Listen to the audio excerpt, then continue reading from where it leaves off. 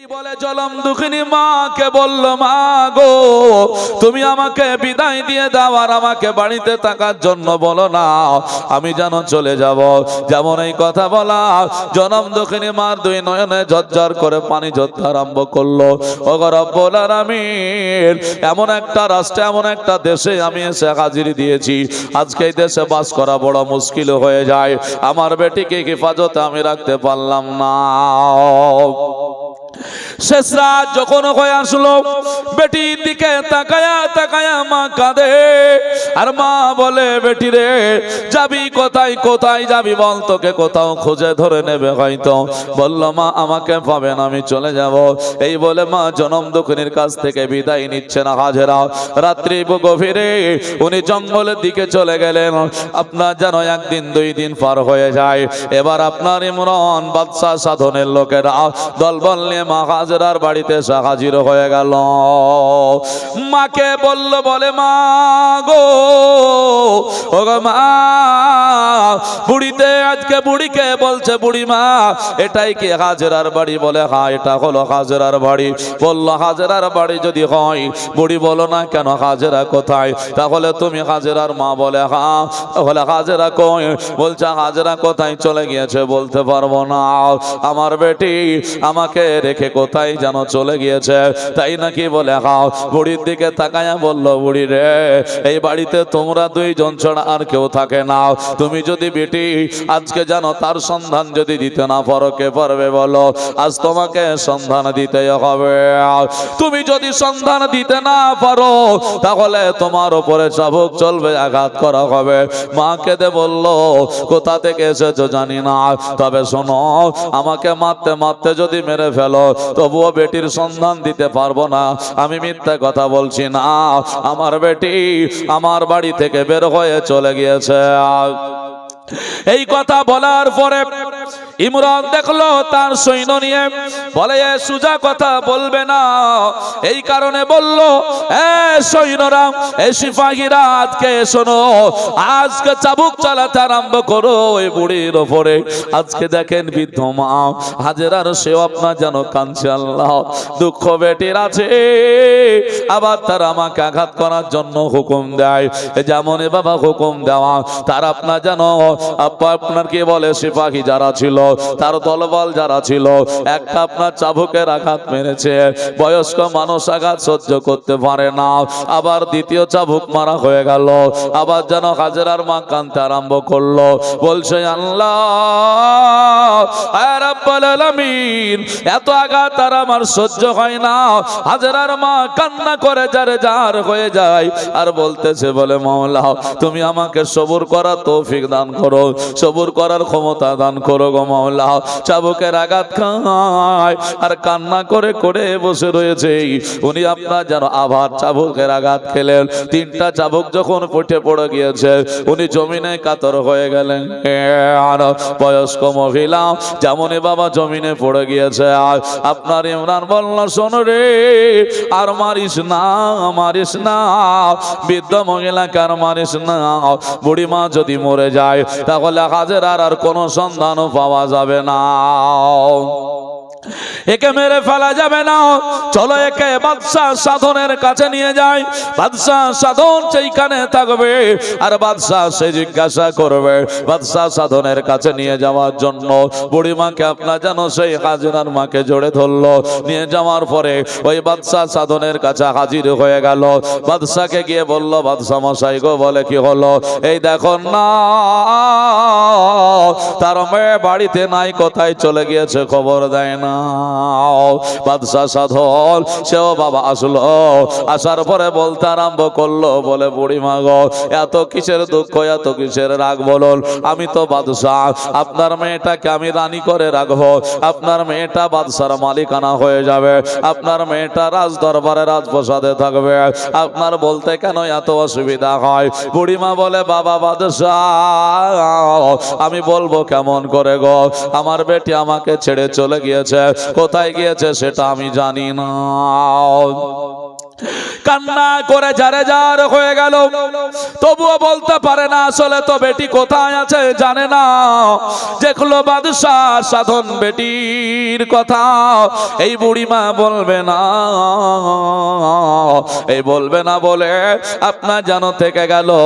বাদশাহ সাধন ইমরানকে ডাকলো, ইমরান রে আয় আয়। ইমরানকে ডেকে বলল শোন, বলে যতগুলো বাড়ি আছে একটা একটা করে তোরা যাচাই করে নে। ইমরান সৈন্য সিপাহী নিয়ে যতগুলো দরকার নেওয়ার পরে চলতে আরম্ভ করলো। যাওয়ার পরে বাড়ি বাড়ি আপনার খোঁজ করতে আরম্ভ করেছে। একটা বাড়িতেও হাজেরাকে খুঁজে পাওয়া যায় না। বাড়ির মানুষদের বলল, তোমরা যদি হাজেরার সন্ধান লুকিয়ে রাখো তাহলে পরক্ষণে জানতে পারলে তোমাদের মস্তক থাকবে না, তোমাদের একটা একটা করে মস্তক আলাদা করে দেওয়া হবে। বুড়ি মা জেলখানায় বাদশাহ সাধনের কান্না করে, ওইদিকে হাজেরা জঙ্গলে ঘোরাঘুরি করে, খাওয়া নাই আপনার পানি পান করা নাই। হাজেরা কাঁদছে, মাওলা এটা কেমন করে হবে, আমি আর থাকতে পারি না। বাড়ি বাড়ি ইমরানেরা খোঁজ করে বেড়াই, কারো বাড়িতে পাই না। শেষ সময় শেষ মুহূর্ত যখন আপনার পাওয়া গেল না, রাত্রি হয়ে গেল। হাজেরা রাত্রিতে বাড়িতে প্রবেশ করলো। বাড়িতে এসে দেখছে, বলে মা তার নাই, মা বাড়িতে নাই। কোথায় গেল? পার্শ্বে একটা বাড়িতে গিয়ে গোপনে চাচা বলে ডাক দেয়। ওই বাড়ির মানুষ উঠে আসলে একজন মহিলা ওই বাড়ি থেকে বের হয়ে আসলো। মহিলা বলল, হাজেরা তুমি তাড়াতাড়ি এখান থেকে পালিয়ে যাও, আর যদি পালিয়ে না যাও তাহলে তোমার বিপদ হয়ে যাবে। বাড়ি বাড়ি তারা খোঁজ করতে আরম্ভ করেছে। হযরত হাজেরা বলে, মা কই, মা কোথায় গিয়েছে? ওই বাড়ির মানুষটা বলল, ও হাজেরা তোমার মা আজকে নাই, তোমার মাকে পাকড়াও করে নিয়েছে, তোমার মাকে ধরে বাদশাহ সাধনের দরবারে হাজির করে দিয়েছে। হাজেরা বড় দুঃখ কষ্ট নিয়ে উনি আবার জঙ্গলের দিকে চলে গেলেন। মাওলা আজকে মা হারা, বাবা হারা, একজন নারী একজন কন্যা সন্তান, সেও আপনার জঙ্গলের দিকে চলে গেল। 6 দিন পার হয়ে গেল, কিছুই খায় নাই, অনাহারে রয়েছে। এবার ইমরান দেখলো প্রত্যেকটা বাড়ি বাড়ি খোঁজ করে মিশরের কারো বাড়িতে পাওয়া গেল না। বলছে বাড়িতেও নাই, আজকে শহরে কোথাও পাওয়া যাচ্ছে না। তাহলে হাজেরা গেল কোথায়? সে তো দেশ ছেড়ে পালিয়ে যায়নি, দেশ ছেড়ে হারিয়ে যায়নি। চলো না কেন একবার যাই, ওই জঙ্গলগুলো খোঁজাখুঁজি করে আসি। এবার জঙ্গলে নেমে গেল, জঙ্গলে খুঁজতে আরম্ভ করলো। মা হাজেরা রাদিয়াল্লাহু তাআলা আনহাকে ওই জঙ্গলে একটা গাছের তলে বসে বসে মাথা নিচু করে আল্লাহ দরবারে কাঁদছে। এটা আপনার যেন দেখে নিল। কয়েকজন ব্যক্তি তারা ছিল, মা হাজেরার কাছে গিয়ে উপস্থিত হয়ে যায়। মা হাজেরাকে ডেকে বলল, গো হাজেরা এত কষ্ট করে কিসের কান্না করো বলো? হযরতে হাজেরা মাথা উঁচু করে তাকায়া দেখে, যেই মেলাতে ইমরান ফলো করেছিল বাদশাহ সাধনের সঙ্গে, ওই ইমরান যেন দাঁড়িয়ে আছে। ইমরান বলল, হাজেরা তুমি আর কোথাও যেন লুকানোর চেষ্টা করো না, হাজেরা রে তুমি কোথাও পালানোর চেষ্টা করো না। তোমাকে বহুদিন থেকে খোঁজাখুঁজি করেছি, তোমাকে খোঁজাখুঁজি করার পরে পেয়েছিলাম না, আজকে পেয়েছি। তোমাকে বাদশাহ সাধনের দরবারে যেতে হবে, আর বাদশাহ সাধনের দরবারে রানী হয়ে তোমারে থাকতে হবে বলল। আর যেমনই বাবা বলা সাধনের কথা যেমনই শোনা, মা হাজেরা কাঁদছে, আল্লাহ গো আমি জীবন দিতে হয় তবুও দেব। তবে হাজেরা বলে, আমি মরতে হয় তবুও মরে যাব, তবুও ভালো আমি সাধনের কাছে যাব না। সাধনকে আমি সাথ দিতে পারবো না, সাধনকে আমি যেন কোন রকমে আমি যেন স্পর্শ করতে দিব না। এই বলে হাজেরা কান্না করে। আর ইমরান বলে, হাজেরা এই বলে আর কান্না করতে হবে না, চলো যাই। হাজেরাকে স্পর্শ করে নিয়ে যাবে, হাজেরাকে পাকড়াও করে নিয়ে যাবে। মা হাজেরা রাদিয়াল্লাহু তাআলা আনহা উনি আর থাকতে পারলেন না। আল্লাহ পাককে বলছে, মাওলা ওই বাদশার দরবারে যাওয়ার চাইতে আমার মৃত্যু হওয়া অনেকটাই ভালো। এই বলে হাজেরা ছুটতে আরম্ভ করলো ওই জঙ্গল থেকে আপনার নীল নদের দিকে। বলে নীল নদে ঝাঁপ দিয়ে মৃত্যুবরণ করব, তবুও ভালো আমি সাধনকে আপনারা স্পর্শ করতে দেব না। হাজেরা ছুটে ছুটে নীল নদের কাছে গিয়ে আপনার যেন সেই নীল নদে ঝাঁপ দিয়ে দিয়েছে। জোরে বলে সুবহানাল্লাহ। কোন হাজেরা? যে হাজেরা লক্ষ্য করবেন পুরস্কার হিসাবে কার হাতে চলে যায়। যেমনই নীল নদে হাজেরা ঝাঁপ দিয়ে দিয়েছে, ইমরান চিন্তা করলো হলো তো হলোটাকে, আর তো আজ হাজেরাকে খুঁজে পাওয়া যাবে না। হাজেরাকে যদি না নিয়ে যাওয়া হয়, বাদশা সাধন আমাকে রাখবে না, বাদশা সাধন আমার গলা কেটে দেবে, বাদশা সাধন আমাকে শেষ করে দেবে। এই বলে যেন চিন্তা করলো। এবার ইমরান সঙ্গে সঙ্গে ওই নীল নদে যারা মাছ ধরে জেলে বলা হয়, এদেরকে আপনার যেন দেখতে পেল। বলল, শোনো গো, এই নীল নদে একটা মানুষ, একটা মহিলা ঝাঁপ দিয়েছে, ওই মহিলাটাকে তোমরা পাকড়াও করে আমার দরবারে নিয়ে আসতে পারবে, তোমাদেরকে পুরস্কৃত করা হবে। সঙ্গে সঙ্গে বলল, কেন পারবো না। এই বলে যেমনই বলেছে কেন পারবো না, সঙ্গে সঙ্গে জেলেরা আপনার যেন নদীতে তারা নেমে পড়লো, জাল টানতে শুরু করেছে। জাল টানতে টানতে দেখতেছে হাজেরা ওই নীল নদের মধ্যে ডুবেছিল, ওই জালের মধ্যে উঠে আসলো। তবুও হাজেরা ইন্তেকাল করেন নাই। জোরে বলে সুবহানাল্লাহ। হাজেরা নীল নদে ঝাঁপ দিয়ে ডুবিয়েছিল, ইন্তেকাল করে নাই। কেন? আল্লাহ পাক রব্বুল আলামিন উনাকে বাঁচিয়ে রেখেছেন। ইতিহাস কেমন করে দেয় দেখুন না কেন। হযরত হাজেরা রাদিয়াল্লাহু তাআলা আনহা, উনি যখন আপনার ইমরানের হাতে পড়ে গেলেন, ইমরান পাকড়াও করে নিল। ইমরান বলল, আর নয়, তোমাকে এখানে রাখা যাবে না, আপনার সকলকে নিয়ে ইমরান বলল, নিয়ে চলো হাজেরাকে। হাজেরাকে নিয়ে গিয়ে সাধনের রাজপ্রাসাদে চলে গেল। এবার রাজপ্রাসাদের প্রহরীরা দাঁড়িয়ে আছে, তাদেরকে আপনার তিনজন মহিলাকে ডাকা হলো। দাসীদেরকে ডাকার পরে বলে হাজেরাকে গোসল দিয়ে দাও। হাজেরাকে সুন্দর করে গোসল দেওয়া হলো। হাজেরা কাঁদছে, বলে, বোনেরা, ও আমার বোনেরা, একটু লক্ষ্য করো না। বলে, কি হয়েছে বলো। বলে, আমি একজন মহিলা নারী, তোমরাও একজন মহিলা, আজকে কেন গো আমাকে এই ফাসাদে ফেলতেছো বলো। তোমাদের অনুরোধ করে যায়, আমাকে কি একটু ছেড়ে দেওয়া যাবে? আমাকে কি এখান থেকে আপনি নিরাপদ কোনো জায়গায় নিয়ে যাওয়া হবে? মহিলারা বলল, হাজেরা, তোমাকে যদি কোনো জায়গায় আমরা ছেড়ে দেব মনে করি, এই বাদশা জানতে পারলে আমাদের যেন গর্দান কেটে দেবে, আমরা পারবো না। হাজেরা, চিন্তা করো না, এই বাদশা তোমাকে রানী করে রাখবে, এই রাজপ্রাসাদে রাখবে। বলল, শোনো সাধন, বাদশা যদি আমাকে রানী করে রাখার চেষ্টা করে আমি থাকবো না। তার একটাই হলো কারণ, বলে, বাদশা আজকে এখানে যেন ব্যভিচার করে, বাদশার কাছে থাকা যাবে না। সেই বেঈমান বাদশা, সে ঈমান আনেনি, এক আল্লাহর প্রতি বিশ্বাস রাখতে পারেনি, সে আল্লাহ পাক রব্বুল আলামিনকে ভালোবাসে না। এই বলে মহিলাদেরকে বলা হলো। মহিলারা বলল, আমাদের দ্বারাই কোনো কিছুই করার নাই। সুন্দর খাবার নিয়েছে। বাদশা বলল, যাও এবার হাজেরাকে খাওয়া দাওয়া আগে করাও, শরীরটা দুর্বল হয়ে গেছে। হাজেরার সামনে আপনার যেন খাবার নিয়ে আসা হলো। হযরতে হাজেরা ওই খাবার দেখার পরে আল্লাহ পাককে বলছে, মাওলা, এই খাবার খাওয়ার পরে জিন্দা থাকবো, এই খাবার খাওয়ার পরে শরীরটা ভালো হবে, আর আমাকে সাধন ভোগ করবে, এটা হতে পারে না। রব্বুল আলামিন, আজকে নদীতে ঝাঁপ দেওয়ার পরেও তুমি আমাকে মৃত্যুবরণ করাওনি, আল্লাহ, আমার মরণ হয়নি। আজকে আমি না খেয়ে থেকে যাব, তবুও ভালো, আমি এখানে করে থাকতে চাই না। আল্লাহ, আমার জীবনটা তোমাকে সঁপে দিলাম, তুমি ভালো জানো, আমাকে তুমি রক্ষা করে নাও। হযরতে হাজেরা সঙ্গে সঙ্গে উনি যেন বড় চিন্তায় আল্লাহর কাছে কাঁদলেন। আল্লাহ পাক দোয়া করলেন। এবার আপনার যেন দোয়া কবুল করা হয়ে গেল।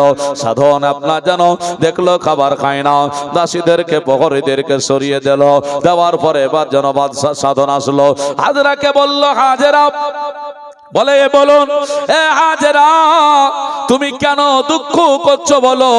তোমার এখানে কোনো অসুবিধা হবে না, তুমি রাজপ্রাসাদে থাকবে, এই রাজপ্রাসাদের মালিক তোমাকে আমি বানায়া দেব। হাজেরা বলছে, আমি মালিক হতে চাই না, আমি দুনিয়ার কোনো কিছুরই মালিক হতে চাই না, এক আল্লাহ পাক থাকলে আমার যথেষ্ট, আর কিছু দরকার নাই। কোন রকমের কথা শুনে না। হাজেরা বলল, ও গো মালিক, আজকে সাধন বাদশাকে বলল, সাধন বাদশা আপনি শুনুন না কেন। বলে, কি আপনি আমাকে ভোগ করবেন, স্পর্শ করবেন, আমার আমাকে 2 দিন সময় দিতে হবে। বলল সেটাও তোমার জন্য রাজি আছি, যাও।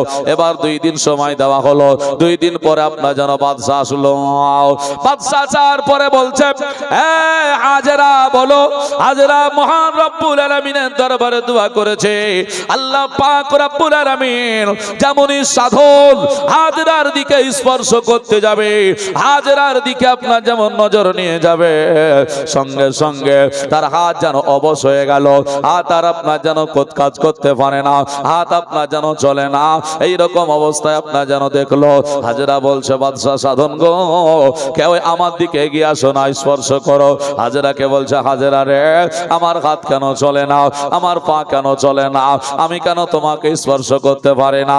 হাজেরা বলছে, সাধন বাদশাহ, তুমি আমাকে স্পর্শ করতে পারবে না, তুমি আমাকে স্পর্শ করতে পারবে না।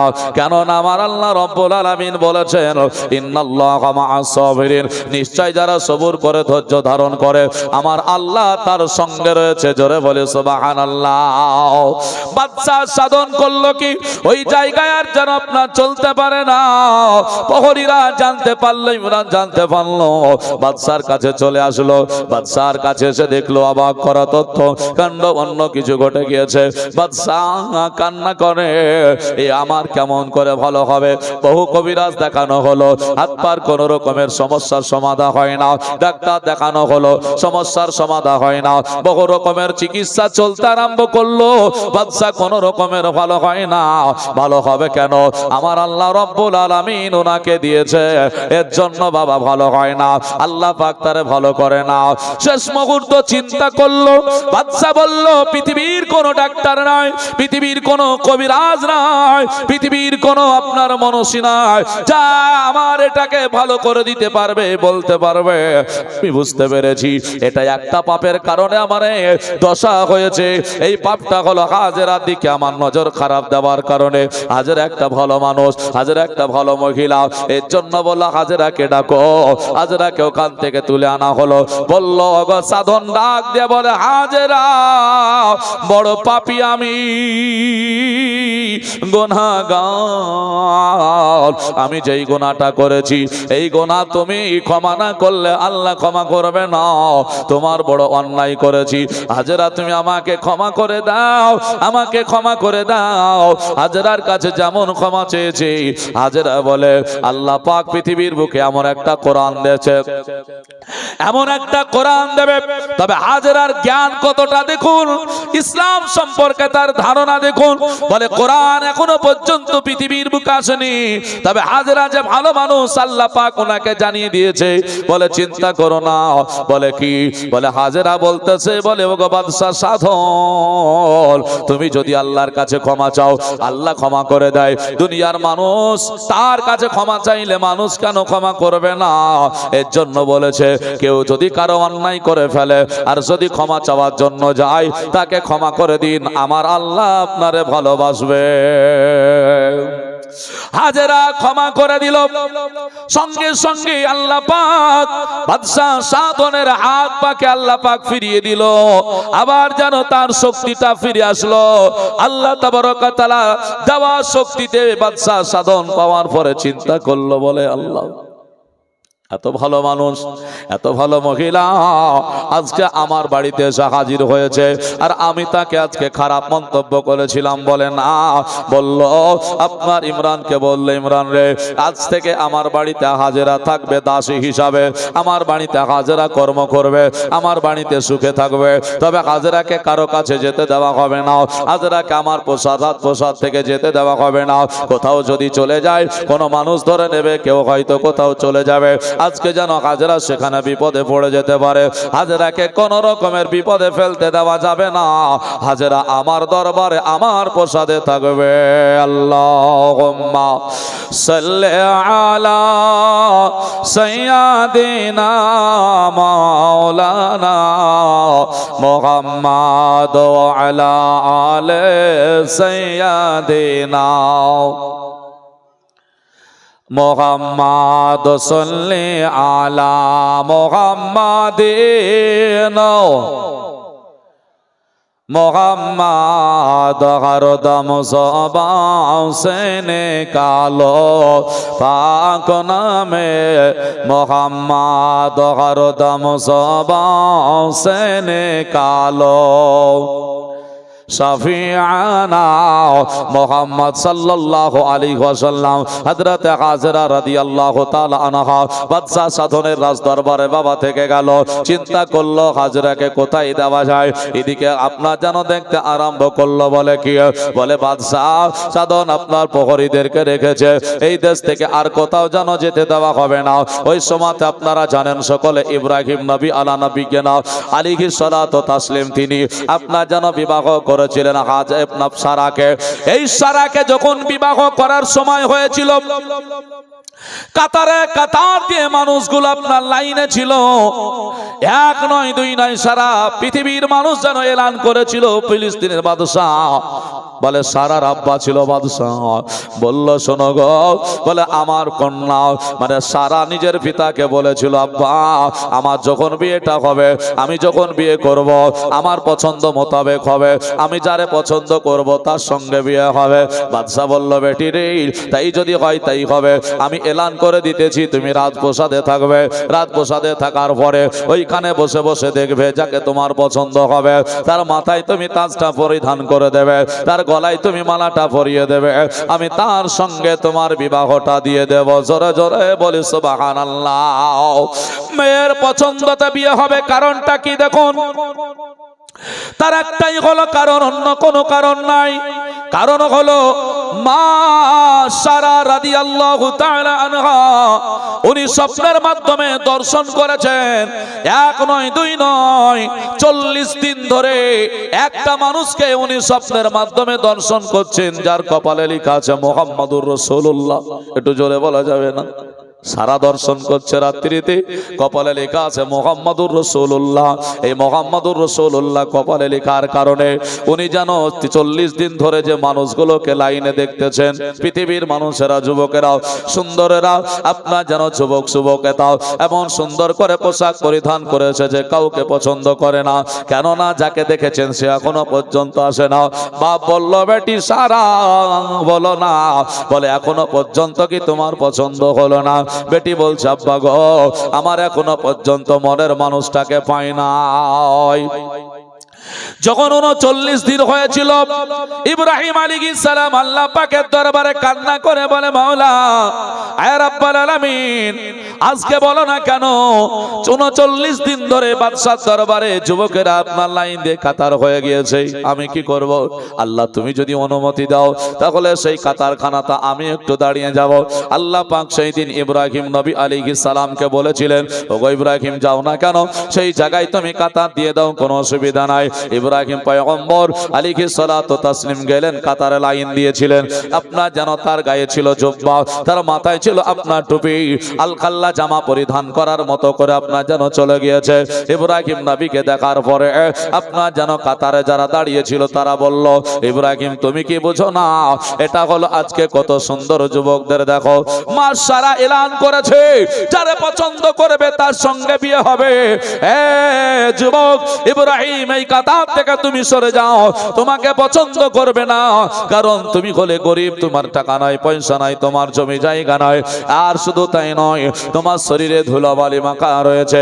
ইব্রাহিম নবী বলেছিলেন, আমি কি যুবক নয়? আমি তো একজন যুবক, আমি কেন এখান থেকে সরবো? আমি সরবো না।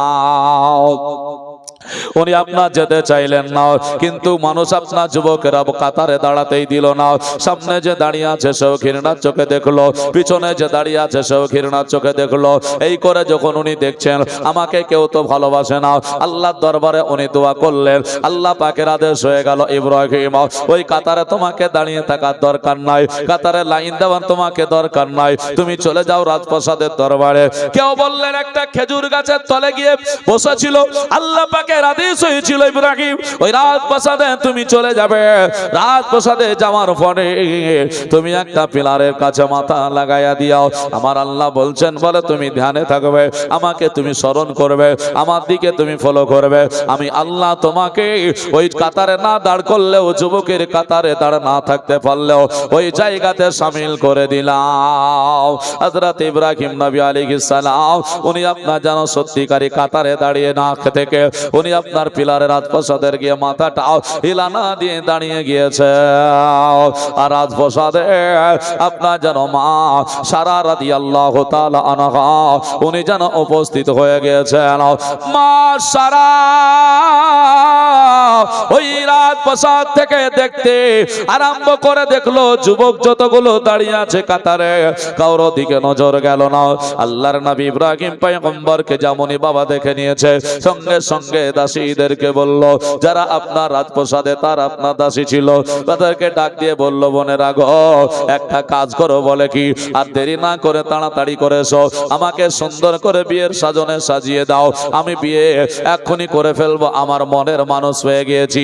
দাসীরা বলল, বোন তোমার মনের মানুষটাকে একটু দেখিয়ে দাও না। বাদশাহ দরবারে খবর হয়ে গেল, বাদশাহ আনন্দিত হয়ে গেল, আমার বেটি তাহলে পছন্দ করে ফেলেছে পাত্র, তার সঙ্গে বিয়ে হবে। সবাই যেন আনন্দিত, সবাই আপনার যেন খুশি হয়েছে। দাসীরা যে দেখতে চাইলো বলে, একটাকে দেখাও না কেন, কোনটা তোমার পছন্দ হয়েছে? বলল, শোন বোনেরাও, আমার যাকে পছন্দ হয়েছে তাকে দেখাবো না, আমি দেখাতে চাই না। যেই সময়তে মাথায় তাজটা আমি পরিয়ে দেব, গলায় যেমন আমি মালাটা পরিয়ে দেব, ওই সময়তে তোমরা দেখবে, তাহলে আনন্দিত হবে। আর আগে যদি বলে দিই তাহলে তোমাদের ইচ্ছা পূরণ হয়ে যাবে, তোমাদের দেখা হয়ে যাবে, আর তোমরা দেখলে পারে আনন্দ তোমাদের ভেঙে যাবে। আনন্দই থাকো না কেন? দাসীরা আনন্দিত আত্মহারা হয়ে আছে।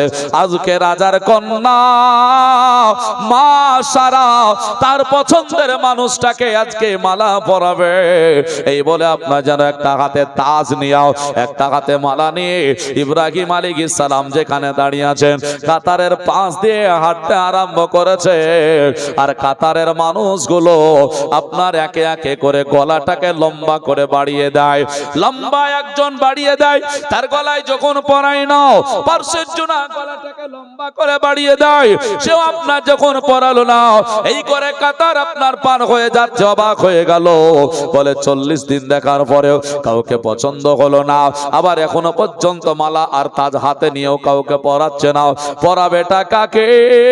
এবার সবাই যেন মা সারার দিকে তাকায়। সারা রাদিয়াল্লাহু তাআলা আনহা আর দিকে লক্ষ্য করে দেখা গেল ওই তাজটা ইব্রাহিম পয়গম্বর, যিনি পিলারে গিলানা দিয়ে রাজপ্রাসাদে আল্লাহর জিকির করতেছিলেন, আল্লাহর স্মরণে ছিলেন, ওই ইব্রাহিমের মাথায় তাজ পরায়া গলাটা পরে গলায় মালা পরিয়ে দিয়েছে।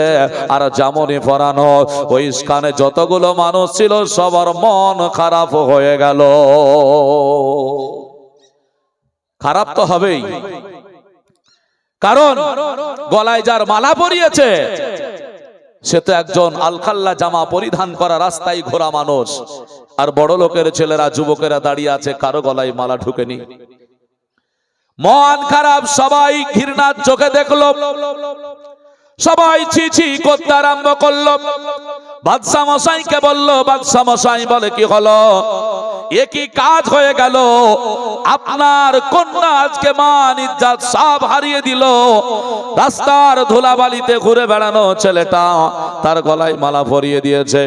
বাদশা শুনে অবাক হয়ে গেল, তাই নাকি? বলে হ্যাঁ। বলে এটা কি করে হয়? বাদশা যেন আপনার দৌড়ে আসলো, তাকায়া দেখছে সত্যিকারই তাই। ইব্রাহিম আলাইহিস সালাম দাঁড়িয়ে আছেন। মা সারা বলল, বলে আব্বা গো, আপনি কোনো চিন্তা করবেন না, এই ছেলেটাকে বলে কে জিজ্ঞাসা করে দেখুন। ছেলেটাকে বলল, বাবা তোমার নামটা কি বলো? উনি বলছেন, আমার নাম হলো ইব্রাহিম। বাবা তুমি তাহলে সেই ইব্রাহিম নাকি যে নমরুদ তোমাকে আগুনের ভিতরে ফেলে রেখেছিল? বলে হ্যাঁ। বলে কতদিন ছিলে? বলে 40 দিন আগুনে ছিলাম, যে আগুনের ওপর দিয়ে একটা পাখি উড়ে যেতে পারেনি এমন আগুন তৈরি করেছিল। পাখি যদি ওপর দিয়ে গিয়েছে পুড়ে সঙ্গে সঙ্গে মরে গেছে।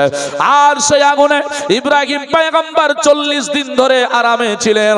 ওই আগুনে পড়ে থাকা মানুষ তুমি বলে হ্যাঁ, আল্লাহ পাক আমাকে জান্নাতি পোশাক পরিধান করিয়েছিলেন, জান্নাতি খাবার খাইয়েছিলাম। বাদশা আনন্দিত হয়ে গেল। বাদশা বলল, বেটি রে, এই ছেলেটাকে তুমি চিনলে কেমন করে, এই ছেলেটাকে পেলে কেমন করে বলো। বেটি বলল, আব্বা গো, আমি এর জন্যই কাউকে পছন্দ করতে পারিনি। আমি 40 দিন ধরে বিছানায় শুয়ে শুয়ে স্বপ্নের মাধ্যমে দর্শন করতেছিলাম এই ছেলেটার কপালে মুহাম্মদ লিখা। তাই আজকে দেখলাম এই ছেলেটা আমাদের রাজপ্রাসাদে পিলারে যখন মাথায় গিলানা দিয়ে দাঁড়িয়ে আছে, আমি তখন তাকায়া দেখলাম ইনার কপালে নাম লেখা মুহাম্মাদুর রাসূলুল্লাহ। বাবজি আমার ভাইরা, হযরতে ইব্রাহিম নবী আলাইহিস সালাতু তাসলিমের গলায় মালা পরিয়ে গেল। এবার বাদশা শুনে আনন্দ হলো। এটা হলো সেই অগ্নিকুণ্ডে পড়ে থাকা মানুষটা। ওনাকে নিয়ে বাড়ি চলে যেতে আরম্ভ করলো। আর বাদশা বলল, শোনো রে, আজকে 2 দিন 3 দিন ধরে তোমরা বিয়ের অনুষ্ঠান তোমরা করতে আরম্ভ করো, সুন্দর করে সাজসজ্জায় সজ্জিত করো আমার জায়গা। আমি জানো ধুমধাম করে বড় করে আমার বেটির বিবাহ দেব। সারা যারে পছন্দ করেছে তার সঙ্গে বিয়ে হবে। বিয়েও আপনার যেন 3 দিনকার দিন দেওয়া হয়ে গেল। আপনার বিয়ে হলো। এবার বিয়ে করে কোথায় যাবে ইব্রাহিম নবী আলাইহিস সালামের কোনো বাড়ি নাই, কোনো জায়গা নাই নিজস্ব। সে কোথায় গিয়ে থাকবে বলুন? সারা বলে, আব্বা গো, ইব্রাহিম আমার বাড়িতে, আপনার বাড়িতেই থাকবে, এখানেই সে বসবাস করবে। আপনার যেন বাদশা বলল, কোনো অসুবিধা নাই, থেকে যাবে এখানে। থাকতে আরম্ভ করলো। 1 মাস 2 মাস কাটলো, বছর কাটতে আরম্ভ করলো। কয়েক বছর কেটে যায়। আল্লাহ পাক তাদেরকে কোনো সন্তান দেয় না। আল্লাহর কাছে কাঁদে, মাওলা রব্বুল আলামিন, আমাকে কেন সন্তান দাও না বলো? আয় রব্বুল আলামিন, আমাকে সন্তান দাও। এদিকে সারাও কাঁদে আর ইব্রাহিমও কাঁদে। আল্লাহ কোনো সন্তান তারে দেয় না। আল্লাহ কাউকে কোটি টাকা দিয়েছে, সন্তান আল্লাহ দেয় না। কাউকে 10টা সন্তান দিয়েছে, আল্লাহ তারে টাকা সম্পদ কিছুই দেয় না। এটা আল্লাহ পাকের খেলা। কেঁদে যায়, আল্লাহ আমার সন্তান কি হবে না? সন্তান যখন হলো না, মনে বড় দুঃখ একদিকে রয়েছে। হঠাৎ করে আল্লাহ তাবারক ওয়া তাআলা হযরতে ইব্রাহিম আলাইহিস সালামকে বললেন, ও খলিল ইব্রাহিম, শোনো শোনো, তোমার এখানে বসে থাকার জন্য তোমাকে আমি দুনিয়ায় পাঠাই না। তুমি চলে যাবে সিরিয়া, তুমি চলে যাবে শাম, দাওয়াতখানা দিবে, লা ইলাহা ইল্লাল্লাহ ইব্রাহিম খলিলুল্লাহর দাওয়াতটা পৌঁছিয়ে দাও। ইব্রাহিম আলাইহিস সালাম রাত্রে স্বপ্নের মাধ্যমে পেয়ে গেলেন। এবার শ্বশুর মশাইয়ের কাছে সকালবেলায় বললেন, ওগো আব্বা জান, আমি যেন চলে যাব সিরিয়া, আমার থাকা হবে না। বলে, কেন? আল্লাহ পাকের অর্ডার হয়েছে, আমাকে কালেমা দাওয়াতটা পৌঁছিয়ে দিতে হবে, আমাকে যেতেই হবে। বলল, ঠিক আছে, কোনো অসুবিধা নাই। সারা বলে, আব্বা আমার স্বামী চলে যাবে, আমিও তার সঙ্গী হয়ে যেতে চাই, আমাকে অনুমতি দেওয়া হোক, অনুমতি দেওয়া হোক। বাপ বলল, ও বেটি, আমি ভালো করে জানি বিবাহ যখন মেয়ের হয়ে যায় ওই সময় আমার কোনো অধিকার অত থাকে না, যত অধিকার তোমার স্বামীর তোমার উপরে রয়েছে।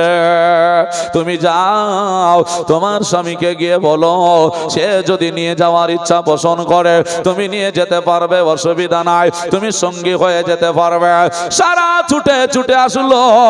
আসার পরে বলছে, স্বামী গো, আপনার সঙ্গে দীর্ঘ কয়েক বছর ধরে এইভাবে সংসার করে চলেছি, আপনি চলে যাবেন, আবার কবে আসবেন জানি না, ওই জায়গায় আপনার সঙ্গী হয়ে আমি যেতে চাই। বলল, সারা ওই জায়গায় তুমি যাওয়ার জন্য মনস্থ করো না। আমাকে কে ভালোবাসবে কে বাসবে না, আমি কোথায় থাকবো ঠিক ঠিকানা হবে না, আমি ঠিক মতো খেতে পাবো কি তাও জানি না। সারা বলে, স্বামী গো, আপনি যদি একটা দানা পান, ওই দানাটা আপনি খাবেন, কিছু বাঁচলে আমি খাবো, নচেত খাবো না, তবু আপনার সঙ্গী হারা হব না। তাই নাকি? বলে, সারা গো, তাহলে তোমার পিতাকে একবার বলে এসো, তোমার পিতা যদি অনুমতি দেয় আমি নিয়ে যেতে রাজি হয়ে গেলাম। বলল, ঠিক আছে। এবার বলছে, আমার আব্বা আমাকে অনুমতি দিয়ে দিয়েছে, আব্বা জ্ঞানী মানুষ, অবুঝ নয়, তাই নাকি? বলে, ঠিক আছে। এবার বাদশাহ ইব্রাহিম নবীকে আর সারাকে সঙ্গে করে আপনার যেন পাঠায়া দেয়, ও ইব্রাহিম তুমি চলে যাও সিরিয়া, অসুবিধা নাই, দুইজন প্রহরীকে সঙ্গে করে নাও। নিয়ে নিল। এবার চারজন চলতে আরম্ভ করলো। দুইজন প্রহরী আর ইব্রাহিম নবী আছেন সঙ্গে, ওনার বিবি আছে, চারজনা বাবা গুটি গুটি পায় আপনার হেঁটে হেঁটে চলে যেতে আরম্ভ করলো। এবার আপনার সিরিয়া যেতে হবে। ওই রাষ্ট্রটা কোন, যেটা হলো মিশরের ওপর দিয়ে যেতে হবে। মিশরের বাদশা তো ভালো না, আগে থেকে আপনারা শুনেছেন, আগে শোনালাম। মিশরের বাদশা জল্লাদ, মিশরের বাদশা হলো বড় বদমাশ, নারী ভুগেছিল। তাই ইব্রাহিম নবী চিন্তা করে, আল্লাহ তোমার অর্ডারে সিরিয়া দেশে চলে যাব, সেখান থেকে সমঝাও আমি কোথায় যাব জানি না। আল্লাহ তোমার অর্ডার যেখানে হবে যেতে হবে। তবে আমার বিবি সারা সুন্দরী রমণী, এই রাষ্ট্রের বাদশাহ যদি জানতে পারে তার উপর দিয়ে আমার যেতে দেবে না। কান্না করে আর আপনার যেন আল্লাহর কাছে দোয়া চায়। ইব্রাহিম পয়গম্বর আলাইহিস সালামের কোনোদিন অসুবিধা হয়নি আর হবেও না। আল্লাহ পাক দোয়া কবুল করে নিয়েছে। প্রহরীরা বলছে, নবী গো, ও ইব্রাহিম আপনি একটা কাজ করুন। বলে কি? এই দেশের মানুষকে বিশ্বাস করা যাবে না, এই দেশের মানুষকে ভালো বলা যাবে না। এরা কখনো জানো সারাকে দেখলে আক্রমণ করবে, বরং একটা বাক্স নিয়ে নেন, একটা সুন্দর করে বাক্স নিয়ে ওই বাক্সর মধ্যে সারাকে প্রবেশ করে দিয়ে একটা উটনির ওপরে চাপায়া, সবারির ওপরে চাপায়া এটাকে নিয়ে চলে যাবেন, জানতে পারবে না। আমরা ঘেটে ঘেটে চলে যাব আর ওই বাক্সটাকে নিয়ে চলে যাব, বাক্সয় কি আছে জানতে পারবে না। ইব্রাহিম পয়গম্বর আলাইহিস সালাম বললেন, ঠিক আছে, এই বুদ্ধিটা তোমাদের খারাপ না, ভালোই। এবার একটা কাঠের সুন্দর বাক্স নেওয়া হলো আর সারাকে বলা হলো, ও সারা, বড় বিপদের রাস্তা আমাদের এসে গিয়েছে। এই রাস্তা দিয়ে যদি আমরা যাই গো, এই বাদশা বড় জল্লাদ, নারীদেরকে দেখলেই সে আজকে যেন সে খারাপ মন্তব্য করে ফেলে। সারা, তোমাকে মনে করতেছি এই বাক্সতে করে ভরে নিয়ে চলে যাব, এই বাক্সতে করে নিয়ে তোমাকে মিশর পার করে যাব। সারা বলল, ঠিক আছে, কোনো অসুবিধা হবে না। স্বামীর কথা মেনে নিয়ে বাক্সের মধ্যে প্রবেশ করে গেলেন। বাক্সর ভিতর থেকে এবার আপনার যেন বসে রইলেন, চলে যাচ্ছেন রাস্তা দিয়া, মনে করলেন কেউ আক্রমণ করবে না। ওই যে হাজরাকে পাকড়াও করা বান্দা ইমরান, সে আপনার যেন প্রহরী, সে ওজির, আপনার প্রধান, সে দাঁড়িয়েছিল। সে আপনার দেখলো তিনটা লোক তারা যেন চলে আসছে ফিলিস্তিন হয়ে। ওই তিনজনকে আপনার যেন ডাক দিল, কে তোমরা বলো। পরিচয় হয়ে গেল। তাই না, পরিচয় দেওয়ার পরে বলে, কোথায় যাবে তোমরা? বলে, আমরা সিরিয়া যাব। ইমরান বলল, সিরিয়া যদি যেতে হয় আমাদের রাষ্ট্রের দেশের ওপর দিয়ে যেতে হবে। বলে, হ্যাঁ। বলে, যেতে হবে, কোনো অসুবিধা হবে না। তবে বলো না কেন? ইব্রাহিম পয়গম্বরকে বলে, তোমার ঝোলার মধ্যে কি আছে? বলে, আমার ঝোলায় কিছু পয়সা আছে। আর বলো, ওই বাক্সের ওপরে কি আছে? বাক্সের মধ্যে বলছেন এমন কিছু জিনিস নাই। কেউ নাই, কথা বলে না। বলছে বাক্সের মধ্যে এমন কিছু জিনিস নাই। ইমরান বলল, এ ইব্রাহিম, ওই বাক্সটা খুলে দাও। বলছে, বাক্স খোলা হবে না, বাক্স খুলবো না। ওই বাক্সে তোমরা খুলে দেখো না, আমার হাতে যতগুলো পয়সা আছে, আমার কাছে টাকা আছে, এই টাকা পয়সাগুলো তোমরা নিয়ে নাও, তবুও ভালো, কিন্তু বাক্সটা তোমরা খোলো না। ইব্রাহিম পয়গম্বর খুলতে দেয় না। বলল, তোমার স্বর্ণ মুদ্রার দরকার হবে না, তোমার ঝোলার দরকার হবে না, ওই বাক্সের মধ্যে কি আছে দেখাতে হবে। ইব্রাহিম আলাইহিস সালাম বললেন, বাক্সটা খোলো না ভাই, যত কিছু আছে নিয়ে নাও, ওই বাক্সটা আমাদেরকে নিয়ে যেতে দাও। তবু ইমরান শুনলো না। ওই বাক্সটাকে উটনির পিঠ থেকে আপনার যেন নামিয়ে নিল। আর নামার পরে বলল, শোনো গো, এ বাক্স খুলো। জোর করে বাক্স খুলে আপনার যেন দেখলো ওই বাক্সের মধ্যে এমন কোন স্বর্ণ মুদ্রা নাই, কিন্তু পৃথিবীতে আল্লাহ পাক কেমন চাকরা দিয়েছে।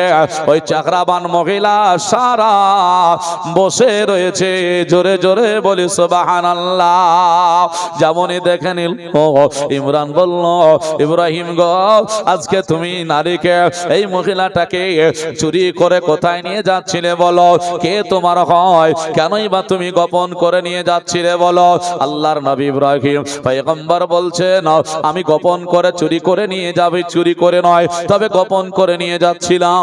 বলে একটাই কারণ, বলে কারণটা কি? বাদশাহ শুনেছি এ সাধন আজকে যেন সুন্দর নারী দেখলে নাকি আক্রমণ করে, আজকে যেন লোভ লালসা করে, এর জন্য গোপনে নিয়ে যাচ্ছিলাম যেন তার নজরে না পড়ে যায়।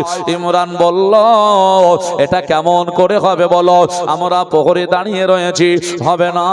এই সুন্দরী রমণীকে আজকে বাদশার দরবারে হাজির করে দেব, আর আমরা পুরস্কার পেয়ে যাব।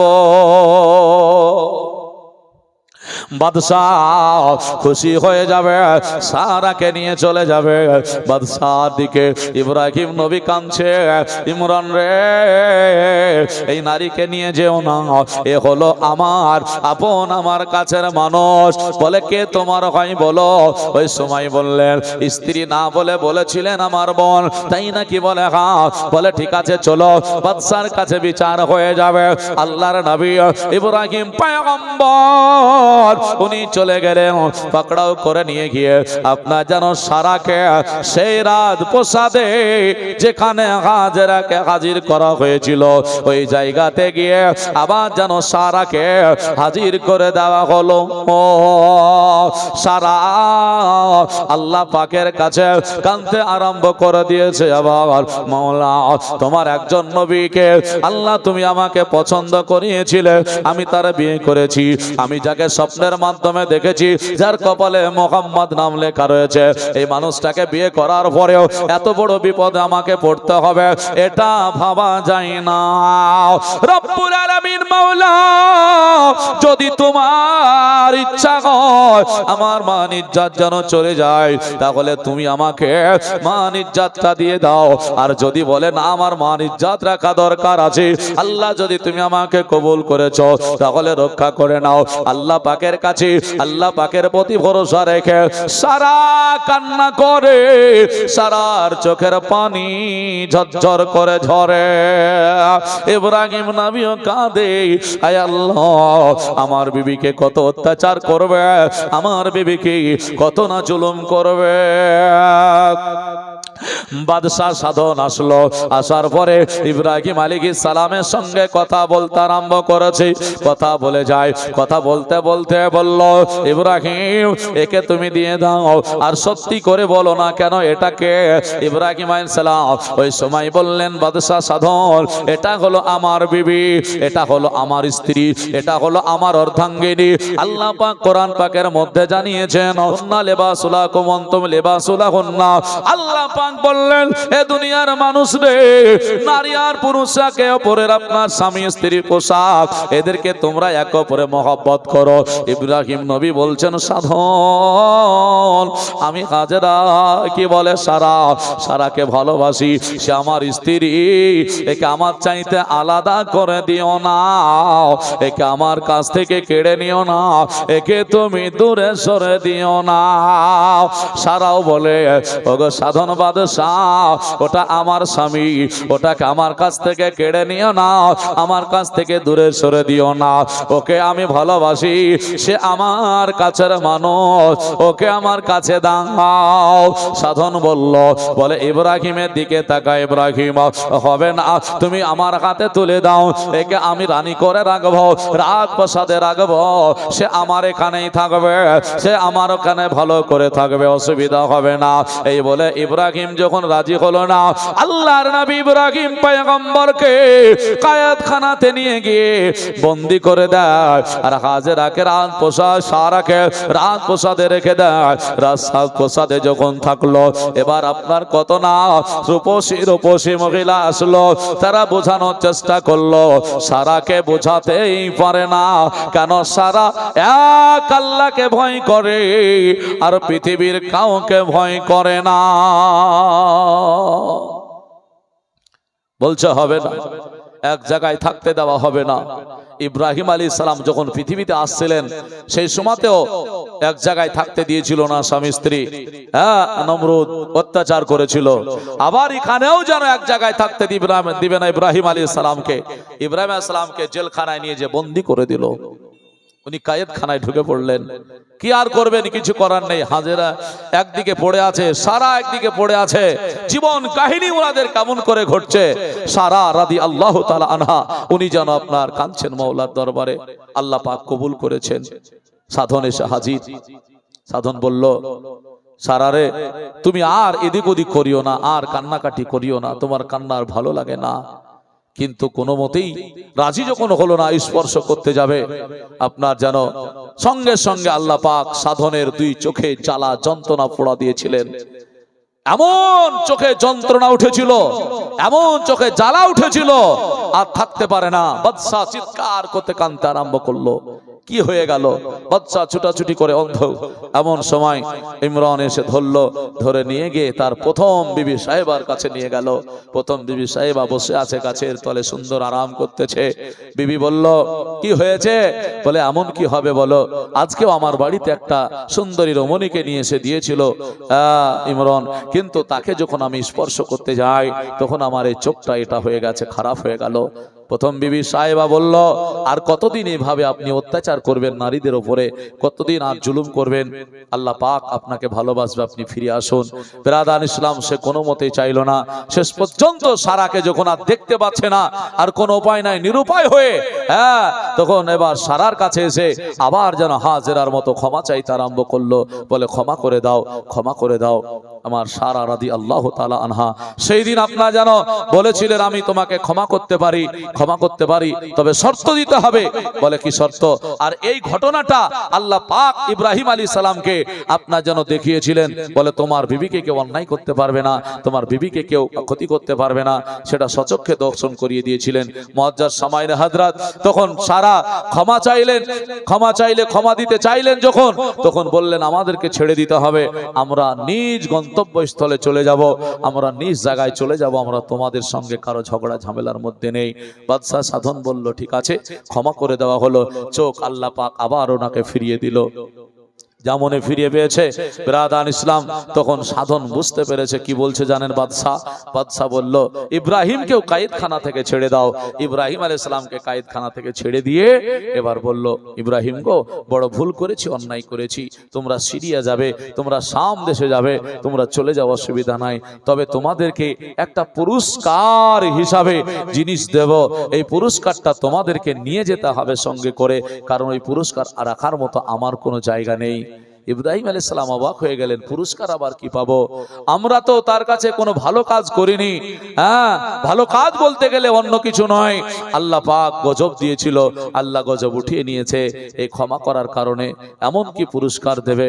ইব্রাহিম আলাইহিস সালাম চিন্তা করছেন। সারা বলল, কি পুরস্কার দেবে? তখন সারাকে বলছে, বলে, সারা তোমাকে ভালো পুরস্কার দেব, তোমার সঙ্গে বানায়া দেব, তোমার অসুবিধা হবে না। বলে, ঠিক আছে তাহলে। এই বলে আপনার যেন সঙ্গে সঙ্গে আপনার যেন সাধন বলল, হাজরাকে নিয়ে এসো। হাজরাকে নিয়ে আসা হলো। ইব্রাহিম আলাইহিস সালাম দাঁড়িয়ে আছেন, বিবি সারা দাঁড়িয়ে আছে। এবার হাজরাকে নিয়ে এসে 16 থেকে 17 বছরের যুবতী মহিলা হাজির করে দিয়ে বলল, আপনার সাধন বলল, ইব্রাহিম গো, এই দেখো মহিলাটা কত ভালো, তোমাকে বলে বোঝাতে পারবো না। এই নাও, এই মেয়েটাকে তুমি সঙ্গে করে নিয়ে যাবে, একে ভালোভাবে রাখবে। এটা তোমাদের মতন একজন মহিলা হযরতে হাজেরা রাদিয়াল্লাহু তাআলা আনহাকে আপনার যেন উপহার স্বরূপ হাতে তুলে দিল। এবার ইব্রাহিম নবী উনি যেন সঙ্গে করে নিয়ে, সারা যেন সঙ্গে করে নিয়ে আপনার যেন চলতে আরম্ভ করলো। চলতে চলতে সাবা নামক একটি জায়গা আছে, ওই জায়গাতে আপনার যেন আপনার কেন অবস্থান নিল, ওই জায়গায় থাকতে আরম্ভ করলো। দীর্ঘ সময় কেটে গেল, প্রায় 86 বছর পার হয়ে, কেউ বলছে 90 বছরের বুড়ি হয়ে গেল। আপনার সারা কাঁদে, আল্লাহ গো, এত বেড়া পার করে এত পরীক্ষা দেওয়া হলো, আল্লাহ তুমি আমাকে একটা সন্তান কেন দিলে না? রব্বুল আলামিন আমাকে একটা তুমি সন্তান দাও, সন্তান দাও। সন্তান যখন হলো না, ইব্রাহিম আলাইহিস সালাম যেন বাড়িতে আর সারা রাত্রি কালে আল্লাহ পাকের কাছে গভীর রাত্রিতে চিন্তা করে, ওগো মাওলা গো, একটা সন্তান দিলে কতই না ভালো হতো। তাই চিন্তা করে দেখলেন, আল্লাহ যখন সন্তান দেয় না, তখন ইব্রাহিম আলাইহিস সালামকে বলে নিজের আপন বিবি সারা বলল, ওগো স্বামী গো, একটা কথা আজকে আপনাকে বলবো। বলে বলো। ও সারা বলো। সারা বলছে, স্বামী আপনাকে বিবাহ করতে হবে। নিজের বিবি স্বামীকে যখন বিয়ের জন্য প্রস্তাব দেয়, আল্লাহর নবী ইব্রাহিম পয়গম্বর অবাক হয়ে গেলেন। আল্লাহ, এই কথা আমার কি শুনছি আমি? আল্লাহ, এ কথা কি শুনছি? আমাকে বিবাহ করতে হবে, আমি বিবাহ করব না। আপনার যেন সারাকে বলল, না না, এটা হতেই পারে না। সারা বলছেন, হুজুর আপনি বিয়ে না করলে আরো বদনাম হয়ে যাবে। বলে কি বদনাম হবে? বলে আপনি মারা যাবেন, আপনার ভক্ত যারা থাকবে তাদেরকে মানুষ বলবে, তোমরা কাকে ভালোবাসতে বলো, যার ভিটাতে আগুন প্রদীপ জ্বালানোর মতো কেউ নাই, যার ভিটা জ্বলবে না, জ্বলছে না, এইরকম মানুষকে ভালোবেসে কোনো লাভ হবে না। আমাদের কাছে কোনো সন্তান নাই, আল্লাহ পাক সন্তান আমাদেরকে দেয়। আল্লাহর কোরআন বলছে, আল্লাহ তাবারক ওয়া তাআলা বলে, ওয়া আম্মা বিনিমাতি রাব্বিকা ফাহাদ্দিস। আল্লাহ বলছেন, দুনিয়ায় তোমাদেরকে বড় বড় নিয়ামত দান করেছি, নিয়ামতের চর্চা করো। ওই নিয়ামতের মধ্যে সন্তানও দেওয়া আল্লাহ পাকের বড় নিয়ামত। এই সন্তানদের চর্চা করতে হবে। তো মুসলমান, আল্লাহ পাকের নবী ইব্রাহিম আলাইহিস সালাম কান্না করছিলেন ওখানে করে, যে কি করা যায়, আর বিবাহের জন্য প্রস্তাব দিয়েছে, কি করা যায়। তো যদিও বা রাজি হচ্ছিলেন না, তবে রাজি হতে বাধ্য। স্ত্রী হযরতে সারা রাদিয়াল্লাহু তাআলা আনহা তিনি বললেন, বিবাহ করতেই হবে। তো বলে, মেয়ে একটা পছন্দ, তাহলে সারা তুমিই করো। তো সারা বলছেন, বিবাহ করবেন আপনি আর পছন্দ করবো আমি, এটা হয়? এটা হবে না। তো বলে, না আমি পছন্দ করব না। বলে কেন? বলে, দুজন মহিলা যদি বাড়িতে থাকে তাহলে ঝগড়া হয়ে গেলে নবীর বদনাম হবে। অতএব পছন্দ তোমাকে করতে হবে, যাতে করে তোমার সঙ্গে কোনোদিন কিছু হয়ে গেলে তুমি ওটা সামাল দিয়ে দিবে, আমার বদনাম হবে না। বলে, তুমি বিয়ে দিয়ে দিয়েছো, তুমি পছন্দ করেছো, সবাই বুঝবে, ঠিক আছে। সারা চিন্তা করে দেখলো, কোথায় বা যাবো, আর কাকেই বা দেখবো, আর কোথায় বা ভালো মেয়ে পাবো, এত শান্তশিষ্ট। আর আমাদের সঙ্গেই তো একটা মেয়ে আছে, তার নাম হলো হযরতে হাজেরা। হ্যাঁ, এত ভালো মানুষ, এত ভালো মেয়ে, যে পুরস্কার হিসাবে তাকে পাওয়া গেছে। তো যাকে পুরস্কার হিসাবে পাওয়া গেছে, সে মহিলাটা সাধারণ হতে পারে না। আল্লাহর নবী ইব্রাহিম পয়গম্বর আলাইহিস সালামকে বলছেন, বলে হুজুর আমি একটা মহিলা ঠিক করেছি, একজনকে আমি পছন্দ করেছি। বলে, কে, কোথায়, তার বাড়ি বলো। বলো, তার বাড়ি হলো মিশরে। যাকে আমরা সঙ্গী করে নিয়ে এসেছি তার নাম হলো হাজরা। যেমনই হাজরার নামটা করা, সঙ্গে সঙ্গে ইব্রাহিম আলাইহিস সালাম চমকে উঠলেন, ওগো সারা, আজকে বলো না কেন, বাদশা সাদন আমাদেরকে তাকে সুন্দর করে রাখার জন্য দিয়েছে, আমাদেরকে সুন্দর করে তাকে বাড়িতে রাখার জন্য দিয়েছে, আর আমরা আজকে তাকে বাড়িতে এইভাবে ব্যবহার করব, হবে না। সারা বলছে, চিন্তা করবেন না, এটাই তো সবচাইতে ভালো, এটাই তো সুন্দর করে রাখাও। আপনি একজন নবী, আর আপনি তাকে স্ত্রী হিসাবে কাছে রাখবেন। আর দেরি নয়, সঙ্গে সঙ্গে বিবাহ করতে হবে। বলে, তার সঙ্গে কি কথা হয়েছে? বলে, নাও কথা আমি বলে নেব। এবার সকাল হয়ে গেল, সকালবেলাতে হাজেরার দরবারে সারা উপস্থিত। বলছে, বোন হাজেরা, একটা কথা শুনো। বলে, কি? বলে, আমি তোমার জন্য বিবাহ ঠিক করেছি, ওই বিবাহ আজকে যেন তোমাকে করতে হবে। হাজেরা বললেন, কার সঙ্গে কোথায় বিয়ে করব? আমার বাবা নাই, মা নয়, আমাকে কে দেখবে, কে বিয়ে দিয়ে দেবে? কার সঙ্গে যাব, কোথায় থাকবো বলুন না কেন? সারা বলল, ও বোন হাজেরা, আর কোথাও তোমাকে যেতে হবে না, যেতে হবে না। এই বাড়িতে আমার স্বামী যার নাম হলো ইব্রাহিম, ওই ইব্রাহিমকে তোমাকে বিয়ে করতে হবে। হাজেরা বলছে, বোন গো, এই কথাটা তুমি কেমন করে বললে? পৃথিবীর কোন মহিলা নিজের স্বামীর ভাগ কাউকে দিতে চায় না, তুমি কেন তোমার স্বামীর বিয়ে দিতে চাইছো? বলো বলো। বোন হাজেরা, এই চিন্তা তুমি করো না, এই কথা বলো না। আল্লাহ পাক আমাকে সন্তান দেয় নাই, আমার প্রায় 90 বছর বয়স হয়ে গেল, আল্লাহ পাক আমাকে সন্তান দিল না। আমি মনে করেছি আমার স্বামীর বিবাহ তোমার সঙ্গে দিয়ে দেব। আল্লাহ যদি তোমাকে একটা সন্তান দেয়, ওই সন্তানটা আমি লালন পালন করব, তুমিও দেখবে, আমিও দেখবো, আমার স্বামীও দেখবে, কতই না ভালো লাগবে। ও হাজেরা, তুমি আজকে এই কথাটা আমার ফেলে দিও না, কথাটা আজকে অমান্য করো না। আমি তোমার বিবাহটা আমার স্বামীর সঙ্গে দিতে চাই। হাজেরা চিন্তা করলেন, আল্লাহ, এটা কি আমার বড় পরীক্ষা হচ্ছে না? আমি যে তার সঙ্গে আছি, তারা কি আমাকে পরীক্ষা করছে না? চিন্তা করে করে উনি আপনার যেন পারতে পারেন না। সারা বলল, হাজেরা তুমি চিন্তা করো না, চিন্তা করো না, মনের বাসনা বুঝে গিয়েছে। বুঝে যাওয়ার পরে বলল, হাজেরা তুমি মনে হয় আল্লাহ পাকের কাছে কাঁদছো, তোমার বড় পরীক্ষা মনে করছো, কিন্তু পরীক্ষা আর নয়। আমি নিজে, আমি অন্তর থেকে আমি তোমাকে বিশ্বাস করে তোমার বিবাহটা আমার স্বামীর সঙ্গে, আল্লাহর নবী ইব্রাহিম খলিলুল্লাহর সঙ্গে দিতে চাই। হযরতে হাজেরাকে রাজি করানো হলো। হযরতে হাজেরা উনি আপনার যেন রাজি হয়ে গেলেন। আল্লাহ পাক হযরতে হাজেরা রাদিয়াল্লাহু তাআলা আনহাকে আপনার যেন কবুল করলেন। ও মুসলমানেরা, আল্লাহর নবী ইব্রাহিম পয়গম্বর আলাইহিস সালাম হযরতে হাজেরাকে বিবাহ করে নিজের স্ত্রী হিসাবে কবুল করে নিলেন। জোরে জোরে বলি সুবহানাল্লাহ। আল্লাহর নবী ইব্রাহিম আলাইহিস সালাতু তাসলিম বিবাহ করার পরে উনি যেন হাজেরার দিকে আপনার যে শুধু মনোযোগ দিয়েছেন এমনটা নয়, আল্লাহ পাকের নবীর কোনদিন নজরটা আপনার দ্বিমত হয় না, আল্লাহর নবীর কোনদিন দ্বিমত হয়নি। কেননা যতগুলো নবী আল্লাহ পৃথিবীর বুকে পাঠিয়েছেন, আল্লাহ পাক তাদেরকে ভালোবেসে পাঠিয়েছেন। শুধু তাই নয়, আল্লাহ রব্বে কায়নাত জাল্লা জালালুহু ওয়া আম্মা নাওয়ালুহু ইব্রাহিমকে খলিল বলে আপনার যেন ডাক দিয়েছেন। আর খলিল শব্দের অর্থ হলো বন্ধু। আল্লাহ বলছেন, ওগো খলিল মানে বন্ধু, এই বলে আপনার ডাক দিচ্ছেন। আল্লাহ পাক ইব্রাহিম আলাইহিস সালামকে হাজেরার সঙ্গে কবুল করে হাজেরার গর্ভে আল্লাহ একটা সন্তান দান করেছিলেন। ওই সন্তানের নাম হলো হাজরাতে ইসমাঈল আলাইহিস সালাম। একটু জোরে জোরে বলি সুবহানাল্লাহ। কত পরীক্ষা, কত ধৈর্য ধারণ করে, কত আল্লাহ পাকের কাছে আপনার যেন পরীক্ষা দিতে হলো।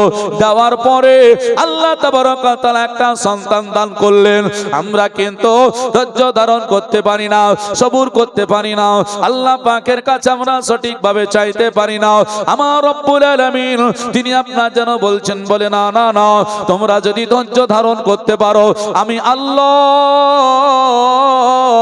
আমি তোমাদেরকে সব দিয়ে দেব। সাইয়্যিদি আলাম নবীজি শাহে মদিনা, মদিনা যাইতে নবী হলেন রাওয়ানা, মদিনা যাইতে নবী হলেন রাওয়ানা। জানের সাথে আবু বকর নবীর সাথে যাব বলে হইলেন তৈয়ার। জানের সাথে আবু বকর নবীর সাথে যাব বলে হইলেন তৈয়ার। রাতারাতি চলে নবী গো, রাতারাতি চলে নাবে সোনার মদিনায়। মদিনা যাইতে নবী হলেন রওয়ানা। নবী বলেন আবু বকর হিজরত করতে চলো ওগো হুকুমে খোদার। নবী বলেন আবু বকর হিজরত করতে চলো ওগো হুকুমে খোদার। হিজরত করতে গেলেন নবী সোনার মদিনায়, মদিনা যাইতে নবী হলেন রওয়ানা। যাই হোক, বক্তা চলে আসবে, খুব সময় শেষ আমার। আমি জীবনীটা যদি ইসমাইল আলাইহিস সালামের নিয়ে যাই, বনবাস দিবে, তারপরে আপনার জানো সেই জমজমের পানি পাবেন। আল্লাহ পাক এই পানিটার একটা গুণ দিয়েছেন। দেখেন আমরা যখন দুধ পান করি, এই দুধের মধ্যে কি আছে জানেন? পিপাসা, ক্ষুধার্ত দুটোই নিবারণ হয়। তো জমজমের পানির মধ্যে আছে ওটা। তো জীবনী অনেক, এই জীবনীটা না নিয়ে যে, যেহেতু আমার কাছে 2-3 মিনিট সময়, জীবনী হবে না, হ্যাঁ না? তো একটা জিনিস আপনাদেরকে আমি বোঝাবো। এখন ইসমাইল আলাইহিস সালামের কোরবানি হওয়া, বিবাহ হওয়া, বউ তালাক হওয়া, সমস্ত কিছু ঘটনা আছে, হ্যাঁ না? এখনো 2 ঘন্টা 4 ঘন্টা বলতে হবে, তবে জীবনীর মূল সারে ইসমাইল আলাইহিস সালামের কাছ থেকে কে কে এসে বুঝতে পারবেন।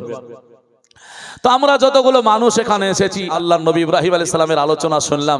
আচ্ছা বলেন তো, আমরা সবাই মানুষ কি না? আমরা মানুষ তো নাকি বলেন? আচ্ছা বলেন তো, মানুষ কিসের তৈরি? মানুষ তো মাটির তৈরি, তাই না?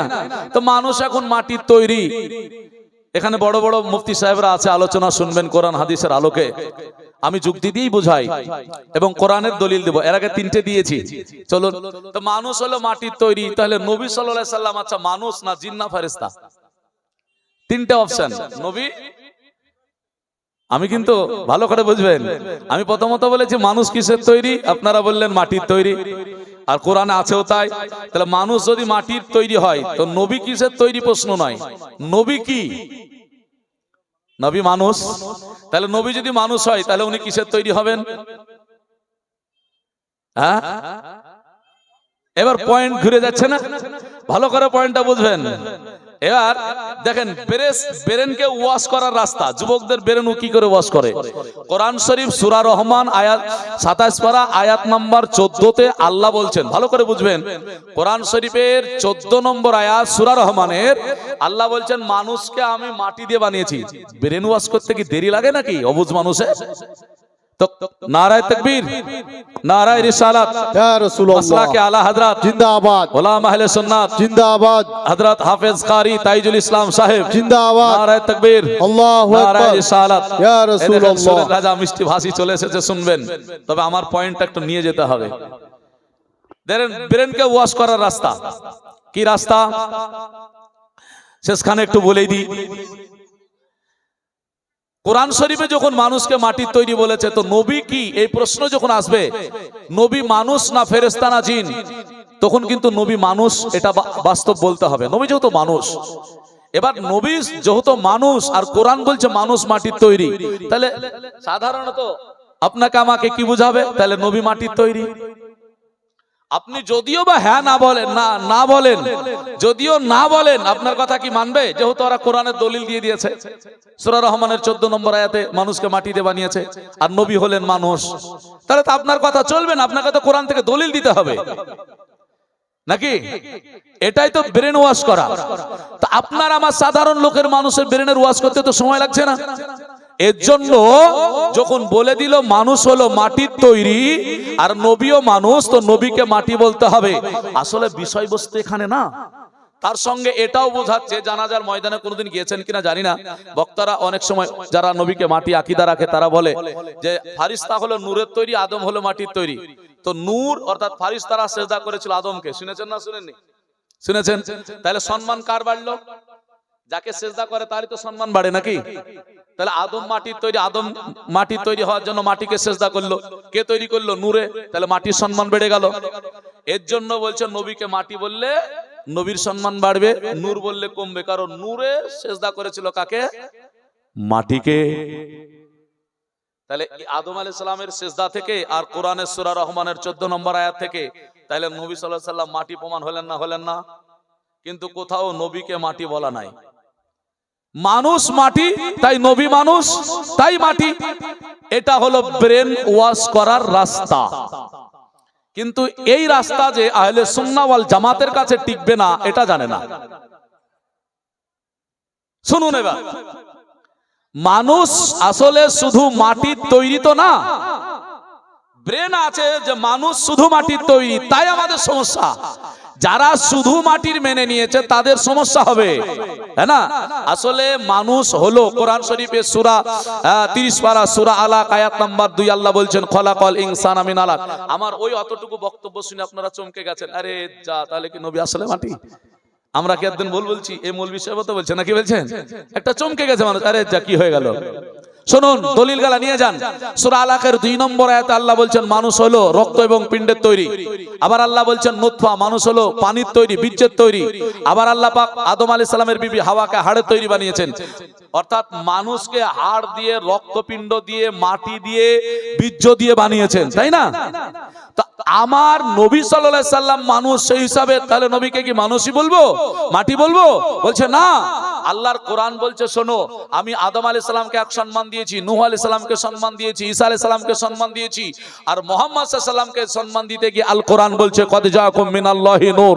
এই নূর থেকে মুরাদ আমার রাসূলুল্লাহকে নিয়েছেন। তাফসীর জালালাইন দেখুন, বলছে নবীর যখন বয়ান হবে, নবীর যখন প্রশংসা হবে, নবীর যখন গুণগান হবে, তখন নবী মুস্তাফাকে নূর বলে মানতে হবে। জোরে বলে সুবহানাল্লাহ। কেন? যে মানুষ মাটির হতে পারে, কিন্তু আল্লাহ পাক নবীকে নূর বলতে বলেছেন। কেন বলতে বলেছেন? তার উদাহরণটা, যুক্তিটা একটু আপনাকে বলে দিই, তাহলে বুঝতে পারবেন। এখানে এতগুলো মানুষ, আমরা যদি এখন নামাজে দাঁড়িয়ে যাই, আচ্ছা সবাই কি ইমাম হবো নাকি? কজন হবে? তাহলে 1000 মানুষের মধ্যে 999 জন মুক্তাদি আর একজন। এবার যদি বলি আমরা সবাই নামাজ পড়ছি, আচ্ছা নমাজি কিনা, তো কি বলবেন? সবাই তখন নমাজি কিনা, তখন বলবেন ইমামও নমাজি, মুক্তাদিও। তাহলে এখানে ইমামও নমাজি, মুক্তাদিও নমাজি। আল্লাহ বলছে মানুষ হিসাবে নবী মানুষ, কিন্তু নবীর শান হলো নূর। কারণ নামাজ যখন পড়ছে একজন ইমাম, আল্লাহ বলছেন পৃথিবীতে নবীকে মানুষ করে বানিয়েছে, এটা ঠিকই কথা, কিন্তু নবী মুস্তাফাকে নূর দিয়ে বানিয়েছি, তোমরা নবীকে নূর বলে মেনে নাও। আসল কথা, লেখা পড়া, যুক্তি, উক্তি এগুলো তো জানতে হবে নাকি? শুধুমাত্র 2-4 দিন পড়লেই তো হবে না, ভালো করে কোরআন জানতে হবে। এর জন্য বলছে হাজারো মানুষের মধ্যে হাজারটাই নামাজি আর 999 জন মুক্তাদি, একজন ইমাম। আল্লাহ বলছেন পৃথিবীর যত মানব মানুষ, কিন্তু নবী হলেন নূর। এই জায়গাটুকু বুঝতে হবে, যদি বুঝতে না পারেন হবে না। আল্লাহ আমাদের বুঝ সঠিক দান করুক, সকলে বলি আমিন। নাত গজাল শুনবেন, বক্তব্য শুনবেন। আমি শুধু আপনাদেরকে ওয়াজটাই শুনিয়েছি যতটুকু পেরেছি, আল্লাহ আমাকে যতটুকু বলিয়ে নিয়েছেন। আমি তো সুপরিচিত, একেবারে কাছের মানুষ, নাকি বলেন? আমাকে অনেকে চিনে, হ্যাঁ না ব্রাদার ইসলাম। যাই হোক, যখন বক্তব্য দিতে যাই তখন হয়তো অনেকে বুঝতে পারে না এই মৌলবিটা আবার কে রে, হ্যাঁ না? কিন্তু আমি খুব পরিচিত মানুষ, দূরের মানুষ না। তো যাই হোক, বলার মাধ্যমে যদি হয়ে থাকে ভুল ত্রুটি, খোদার কাছে ক্ষমা প্রার্থী। ভাষায় যদি হয়ে থাকে ভুল ত্রুটি, ছোট ভাই এবং সন্তান হিসেবে ক্ষমা প্রার্থী। হায়াত বাকি তো মুলাকাত বাকি, এই বলে বক্তব্য করছি।